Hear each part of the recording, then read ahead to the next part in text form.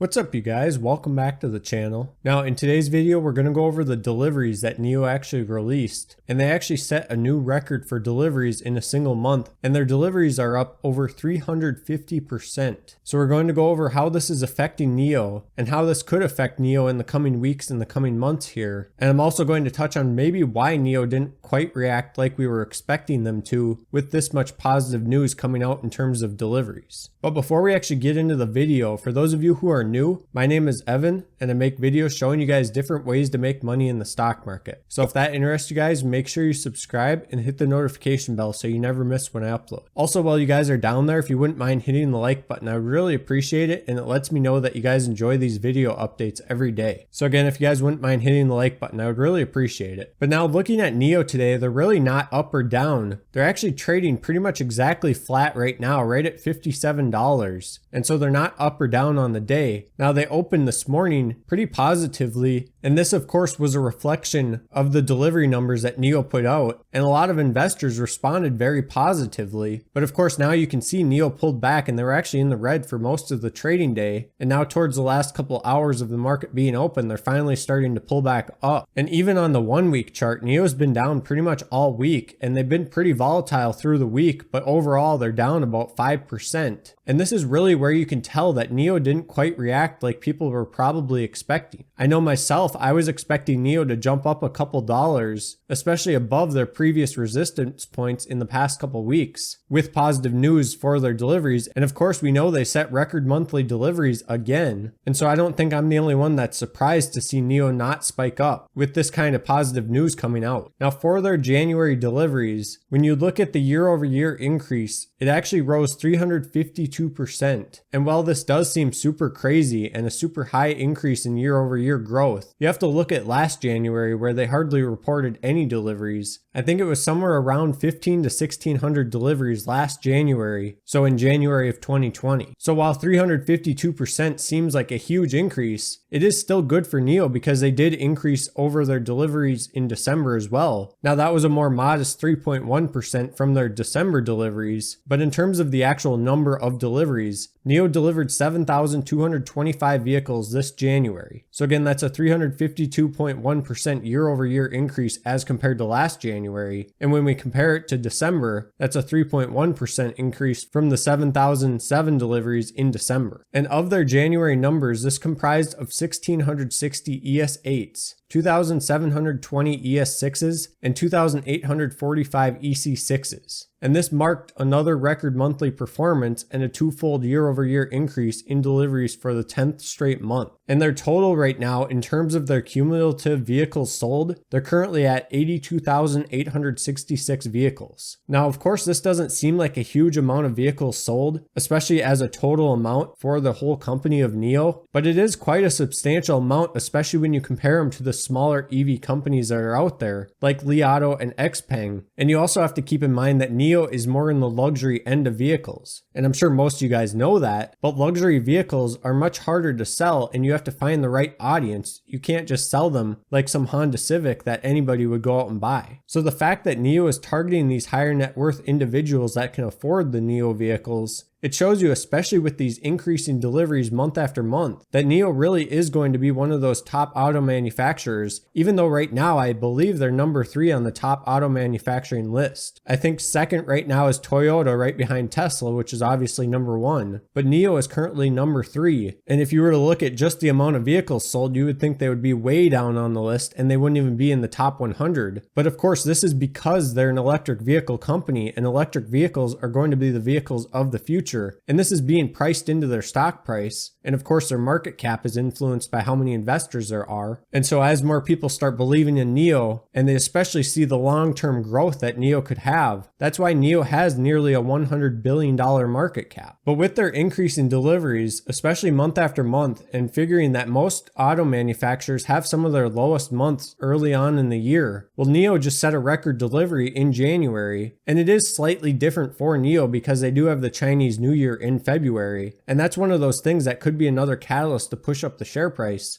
And then on top of that, we know earnings for fourth quarter are going to be coming out soon. Now, originally it was supposed to be at some point in mid-February, but I believe it's been moved back to sometime in early March. So those are two big things to watch out for and two big things that could influence the price of NIO pretty greatly. So number one being the Chinese New Year, which is some point in mid-February, and then also earnings for fourth quarter. And like I've said before, I think NIO is going to respond very positively to earnings as long as they meet or exceed expectations that were set by these analysts. And I think the way NIO has been increasing, they're probably going to exceed the expectations that a lot of analysts put out. And so theoretically, we should see their share price jump up after earnings come out. But speaking about deliveries specifically, the reason why this is important for NIO is because they're starting off 2021 on a very strong note. Last year at the beginning of 2020, they had a very rough start, and they also weren't sure they'd have enough cash to hold themselves over for the next year. So when you pair that with the pandemic that they're fighting, not being able to deliver nearly as many vehicles as they wanted, that really hurt NIO in the beginning of last year. And so now starting off this year on a very strong note, not only is it good for NIO, but it's good for investor interest, and I think it's going to draw a lot more investors and get a lot more people interested in investing in NIO. They're going to see how NIO was able to make it through the pandemic, and they're still increasing their business. And so it makes people wonder what could really stop NIO in the future, because they're really going to be a force to reckon with, especially seeing as though they went through a pandemic when they weren't even sure they'd have enough money to make it through aside from a pandemic. Now, a couple other things that were really important for NIO was their NIO Day event where they actually announced their ET7, which I'm sure most of you guys are aware of. And this has their 150 kilowatt hour battery pack, which they also unveiled. And this is going to allow the ET7 to go 1,000 kilometers or about 620 miles. So once they start mass producing these ET7s and making them available to the public, these are the things that are really going to drive up NIO's share price. And then you pair that with their battery as a service and their battery swap technology, which they're actually improving right now. Before their improvement, it took about 5 to 6 minutes, I believe. And after the upgrade, the battery swap stations are going to take about 3 minutes. So that's pretty equivalent to about the time it takes to fill up a car with gas. So you can see how NIO has all these positive catalysts time after time, and they're constantly working on new technologies and new things to really boost up their business model. And then you pair that with the fact that NIO wants to expand overseas at some point this year, and they're hoping to get into Europe by the end of the year. That's really going to drive up their share price as well, or at least theoretically it should, because they're going to be expanding and they're going to have a lot bigger customer base. And it's not crazy to think that a lot of people buying NIO vehicles are likely going to be investing in NIO stock as well. So if they can get their vehicles in front of more eyes than just China and the US, because right now vehicles are only sold over in Asia, and I'm not sure if it's specific just to China, but I believe it is. If I'm wrong, let me know down in the comments. But for the most part, it's only China and the US that are interested in investing in NIO. Now, sure, there's other countries, and I'm sure a lot of you guys watching are from other countries, but the fact that a lot of people investing in NIO use Robinhood, and Robinhood is only for US investors, that's where a big majority of the investors in NIO come from. And so if NIO can start expanding to these other continents and these other countries, for example, them expanding to Europe, they're going to get a lot more interest and a lot more people knowing about NIO who previously have never even heard of this company. And we know that NIO really has to push the envelope because they have a lot of competition, not only in China, but around the world. For example, Tesla, of course, we know NIO wants to get above Tesla at some point.